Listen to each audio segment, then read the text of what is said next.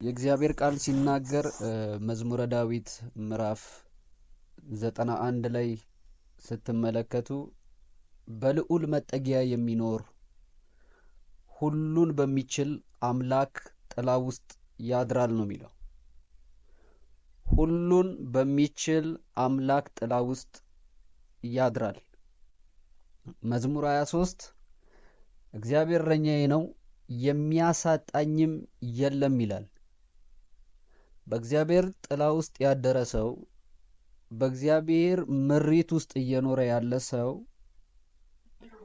የሚያስፈልገውን ነገር ሁሉ እግዚአብሔር በልጁ በክርስቶስ ስለሚሞላለት የሚያጣው ነገር የለም፣ አይጎልበትም። እግዚአብሔርን የሚታመኑ ሰዎች፣ እግዚአብሔርን የሚደገፉ ሰዎች ሁል ጊዜ ከመልካም ነገር አይጎሉም ነው የሚለው።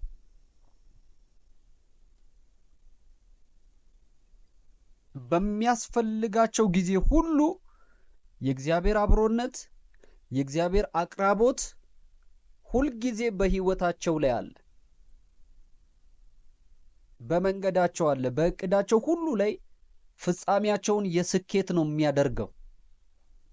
ምሳሌ ምዕራፍ 3 ላይ ስትመለከቱ በፍጹም ልብህ በእግዚአብሔር ታመን ይላል፣ በራስህም ማስተዋል አትደገፍ ይልና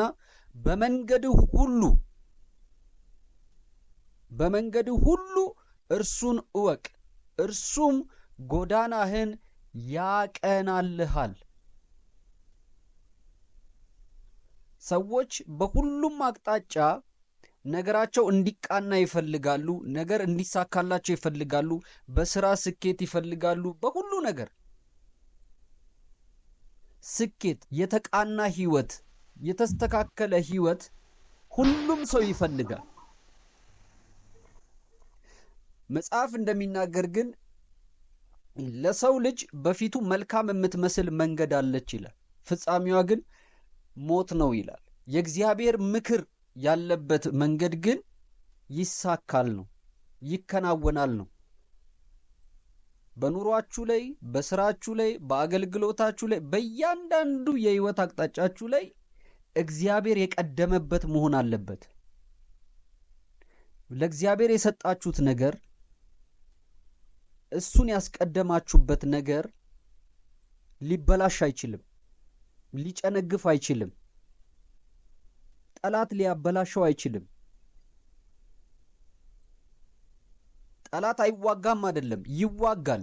አያሸንፋችሁም ነው የተባላችሁት። መከራ አይመጣም አላለም፣ እኔ ከእናንተ ጋር ነኝ ብሏል። ይህን ዓለም ያሸነፈ ጌታ ከኛ ጋር ስለሆነ የኛ ድርሻ ከመከራው ጋር መታገል ሳይሆን ካሸነፈው ጌታ ጋር መመላለስ ነው ድል የሚሰጠን። ምክንያቱም በወደደን በእርሱ ከአሸናፊዎች ሁሉ እንበልጣለን። ሳንወዳደር ስለወደደን ራሱ አሸናፊ አድርጎናል።